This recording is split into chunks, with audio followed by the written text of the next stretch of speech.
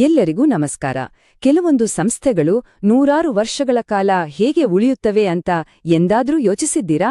ಅವುಗಳ ಯಶಸ್ಸಿನ ಹಿಂದಿನ ರಹಸ್ಯ ಅವುಗಳ ವೇಗ ಅಥವಾ ಗಾತ್ರದಲ್ಲಿ ಇಲ್ಲ. ಹಾಗಾದ್ರೆ ಆ ರಹಸ್ಯವಾದ್ರೂ ಏನು? ಬನ್ನಿ, ಇಂದು ನಾವು ಕೇವಲ ಹಣದಿಂದ ಖರೀದಿಸಲು ಸಾಧ್ಯವಾಗದ ಆದರೆ ಶ್ರದ್ಧೆಯಿಂದ ಮಾತ್ರ ನಿರ್ಮಿಸಬಹುದಾದಂತಹ ಮಹಾನ್ ಸಂಸ್ಥೆಗಳ ಬಗ್ಗೆ ತಿಳಿದುಕೊಳ್ಳೋಣ. ಹಾಗಾದ್ರೆ ಮೊಟ್ಟಮೊದಲಿಗೆ ಈ ಪ್ರಶ್ನೆಯಿಂದನೇ ಶುರು ಮಾಡೋಣ. ಇವತ್ತಿನ ದಿನಗಳಲ್ಲಿ ನಮ್ಮ ಹತ್ರ ಎಷ್ಟೆಲ್ಲಾ ತಂತ್ರಜ್ಞಾನ, ಎಷ್ಟೆಲ್ಲಾ ಸೌಲಭ್ಯಗಳು ಇದ್ರೂ ಯಾಕೆ ಬಹುತೇಕ ಸಂಸ್ಥೆಗಳು ವಿಫಲಗೊಳ್ಳುವ ಹಾಗೆ ನಿರ್ಮಾಣಗೊಂಡಿವೆ?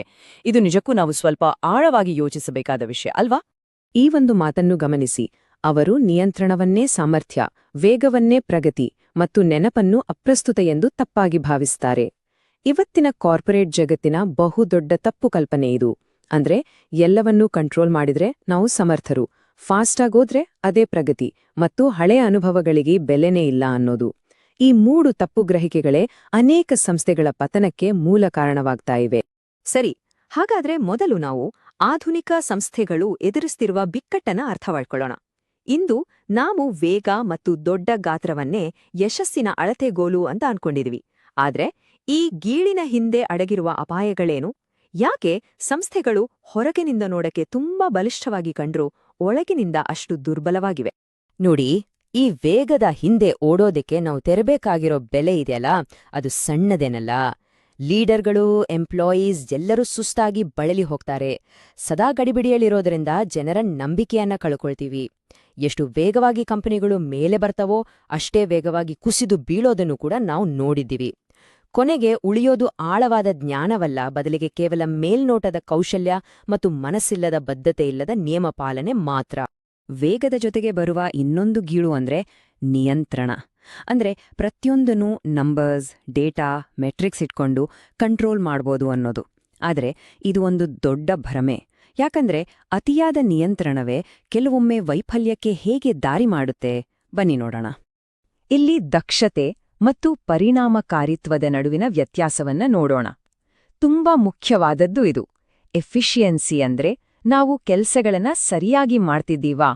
ಆದ್ರೆ ಎಫೆಕ್ಟಿವ್ನೆಸ್ ಅಂದ್ರೆ ನಾವು ಮಾಡ್ತಿರೋದೇ ಸರಿಯಾದ ಕೆಲ್ಸನಾ? ದುರ್ದೃಷ್ಟವಶಾತ್ ಹೆಚ್ಚಿನ ಸಂಸ್ಥೆಗಳು ತಪ್ಪು ಕೆಲಸವನ್ನ ಅತ್ಯಂತ ದಕ್ಷತೆಯಿಂದ ಅಂದ್ರೆ ಪರ್ಫೆಕ್ಟ್ ಆಗಿ ಮಾಡ್ತಾ ತಮ್ಮ ಸಮಯವನ್ನ ವ್ಯರ್ಥ ಮಾಡ್ತಾ ಇರ್ತವೆ. ಈ ಮಾತಿನ ಅರ್ಥ ಇದೆಯಲ್ಲ, ಅದು ಬಹಳ ಆಳವಾಡಿದೆ. ಕಲಿಕೆಯಿಲ್ಲದ ದಕ್ಷತೆಯು ಅತಿ ವೇಗದ ಅಪ್ರಸ್ತುತತೆಯನ್ನ ಸೃಷ್ಟಿಸುತ್ತದೆ. ಅಂದ್ರೆ ಇದು ಹೇಗಿದೆ ಅಂದ್ರೆ, ಈಗ ಯಾರು ಬಳಸದೇ ಇರೋ ಹಳೇ ಕಾಲದ ಟೈಪ್ರೈಟರ್ನ ತುಂಬಾನೇ ಸ್ಪೀಡಾಗಿ ಟೈಪ್ ಮಾಡೋದನ್ನ ಕಲಿಯೋ ತರಹ. ಅದರಿಂದ ಏನೂ ಪ್ರಯೋಜನ ಇಲ್ಲ ಅಲ್ವಾ? ಯಾಕಂದ್ರೆ ಜಗತ್ತು ಈಗಾಗೆ ಅದಕ್ಕಿಂತ ಮುಂದೆ ಹೋಗಿರುತ್ತೆ. ಇವೆಲ್ಲ ಸಂಸ್ಥೆಗಳು ತಮಗೆ ತಾವೇ ಮಾಡಿಕೊಳ್ಳುವ ಗಾಯಗಳು. ಈ ಕ್ವಾರ್ಟರ್ ರಿಸಲ್ಟ್ಸ್ ಚೆನ್ನಾಗಿ ಬರಬೇಕು ಅಂತ ಭವಿಷ್ಯದ ಬಗ್ಗೆ ಯೋಚಿಸೋದನ್ನೇ ಬಿಟ್ಟುಬಿಡೋದು, ಪ್ರತಿಭೆಗಳನ್ನ ಬೆಳೆಸೋದು ಕಷ್ಟ ಅಂತ ಅವ್ರನ್ನ ಸುಲಭವಾಗಿ ಬದಲಾಯಿಸಿಬಿಡೋದು. ಇದರಿಂದೇನಾಗುತ್ತೆ? ಪ್ರತಿದಿನ ಸಂಸ್ಥೆಯ ಜ್ಞಾನ ಮತ್ತು ಅನುಭವ ಹೊರ ನಡೆದು ಹೋಗುತ್ತೆ. ಕೊನೆಗೆ ಸಂಸ್ಥೆಯು ತಾನು ಹುಟ್ಟಿದ ಉದ್ದೇಶವನ್ನೇ ಮರೆತು ತಾನು ಮಾಡಿದ ತಪ್ಪುಗಳಿಂದ ಏನೂ ಕಲಿದೆ ದಾರಿ ತಪ್ಪುತ್ತದೆ.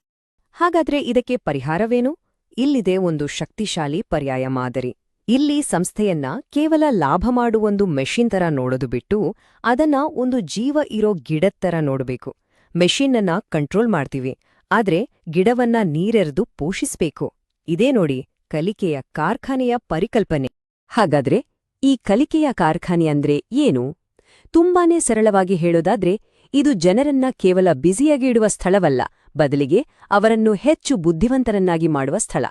ಅಂದ್ರೆ ಕೆಲ್ಸ ಮುಗಿಸಿ ಮನೆಗೆ ಹೋಗುವಾಗ ನಾವು ಸುಸ್ತಾಗಿರ್ಬಾರ್ದು, ಬದಲಿಗೆ ನಿನ್ನೆಗಿಂತ ಸ್ವಲ್ಪ ಹೆಚ್ಚು ಬುದ್ಧಿವಂತರಾಗಿರ್ಬೇಕು. ಇಲ್ಲಿ ಕೆಲ್ಸ ಮಾಡೋದು ಅಂದ್ರೆ ಕಲಿಯುವುದು, ಮತ್ತು ಕಲಿಯುವುದೇ ಕೆಲ್ಸ.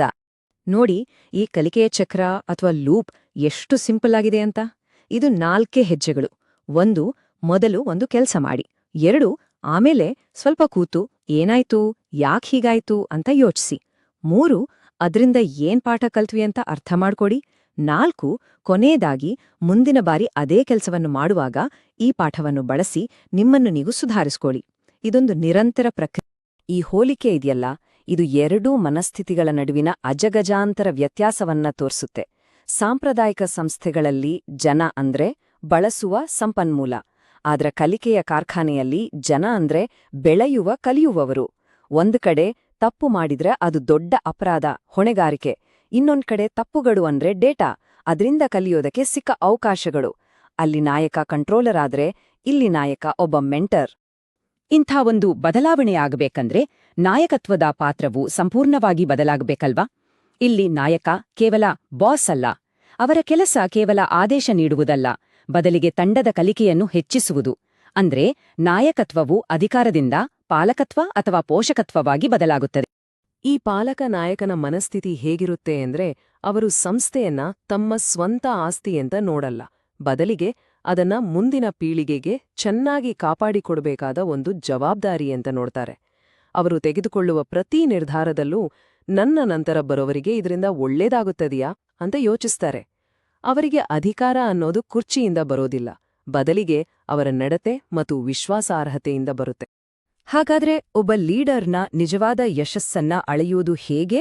ಅವರ ವೈಯಕ್ತಿಕ ಸಾಧನೆಗಳಿಂದ ಅಲ್ಲ, ಬದಲಿಗೆ ಅವರು ಆ ಸಂಸ್ಥೆಯನ್ನು ಬಿಟ್ಟು ಹೋದ ಮೇಲೂ ಸಹ ಆ ಸಂಸ್ಥೆ ಎಷ್ಟು ಸದೃಢವಾಗಿ ಆರೋಗ್ಯಕರವಾಗಿ ಮುನ್ನಡಿತಿದೆ ಅನ್ನೋದ್ರಿಂದ. ಅದೇ ನೋಡಿ ನಿಜವಾದ ಪರಂಪರೆ. ಸರಿ, ಇಷ್ಟೆಲ್ಲ ಕೇಳೋಕ್ಕೆ ತುಂಬಾನೇ ಚೆನ್ನಾಗಿದೆ. ಆದ್ರೆ ಇದನ್ನ ನಮ್ಮ ಸಂಸ್ಥೆಗಳಲ್ಲಿ ನಿಜ ಜೀವನದಲ್ಲಿ ಜಾರಿಗೆ ತರೋದು ಹೇಗೆ? ದೊಡ್ಡ ಬದಲಾವಣೆ ತರಬಲ್ಲ ಕೆಲವು ಪ್ರಾಯೋಗಿಕ ಚಿಕ್ಕ ಚಿಕ್ಕ ಹೆಜ್ಜೆಗಳ ಬಗ್ಗೆ ಈಗ ನೋಡೋಣ. ಬದಲಾವಣೆಯನ್ನ ಎಲ್ಲಿಂದ ಆರಂಭಿಸಬೇಕು? ಮೊದಲಿಗೆ ಸಭೆಗಳನ್ನೇ ಬದಲಾಯಿಸಿ. ಕೇವಲ ಸ್ಟೇಟಸ್ ಅಪ್ಡೇಟ್ ಕೇಳೋ ಬದಲು ಈ ವಾರ ನಾವೇನ್ ಹೊಸ್ದಾಗ್ ಕಲಿತೇವು ಅಂತ ಕೇಳಿ. ಆಗ ಇಡೀ ಮಾತುಕತೆ ದಿಕ್ಕೇ ಬದಲಾಗುತ್ತೆ. ಬಡ್ತಿ ನೀಡುವಾಗ ಕೇವಲ ಅವರ ಹಿಂದಿನ ಕೆಲ್ಸ ನೋಡಿ ನಿರ್ಧರಿಸಬೇಡಿ, ಅವರ ನೈತಿಕತೆ ಮತ್ತು ವಿವೇಚನೆಯನ್ನ ಪರಿಗಣಿಸಿ. ಜ್ಞಾನವನ್ನು ಹಂಚಿಕೊಳ್ಳುವವರಿಗೆ ಮನ್ನಣೆ ನೀಡಿ. ಮತ್ತು ಕೇವಲ ಫಲಿತಾಂಶವನ್ನು ಅಳೆಯಬೇಡಿ, ತಂಡದ ಸಾಮರ್ಥ್ಯ ಎಷ್ಟು ಬೆಳೆದಿದೆ ಅನ್ನೋದನ್ನು ಅಳೆಯಿರಿ.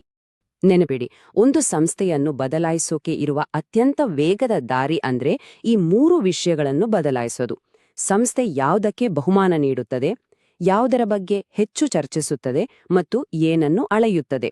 ದೊಡ್ಡ ದೊಡ್ಡ ಯೋಜನೆಗಳ ಬದಲು ಇಂತಹ ಸಣ್ಣ ದೈನಂದಿನ ಬದಲಾವಣೆಗಳೇ ನಿಜವಾದ ಪರಿವರ್ತನೆಗೆ ನಾಂದಿ ಹಾಡುತ್ತವೆ. ಹಾಗಾದ್ರೆ ಕೊನೆಯಲ್ಲಿ ನಮಗೆ ನಾವೇ ಕೇಳ್ಕೋಬೇಕಾದ ಪ್ರಶ್ನೆ ಇದು: ನಾವು ನಿರ್ಮಿಸುತ್ತಿರುವುದು ಕೇವಲ ಹಣ ಮಾಡುವ ಒಂದು ಕಂಪನಿಯನ್ನೇ, ಅಥವಾ ತಲೆಮಾರುಗಳ ಕಾಲ ಉಳಿಯುವಂತಹ ಒಂದು ಸಂಸ್ಥೆಯನ್ನೇ? ಈ ಪ್ರಶ್ನೆಗೆ ಉತ್ತರ ನಮ್ಮ ದೈನಂದಿನ ಆಯ್ಕೆಗಳಲ್ಲೇ ಅಡಗಿದೆ. ಇದರ ಬಗ್ಗೆ ಒಮ್ಮೆ ಯೋಚಿಸಿ.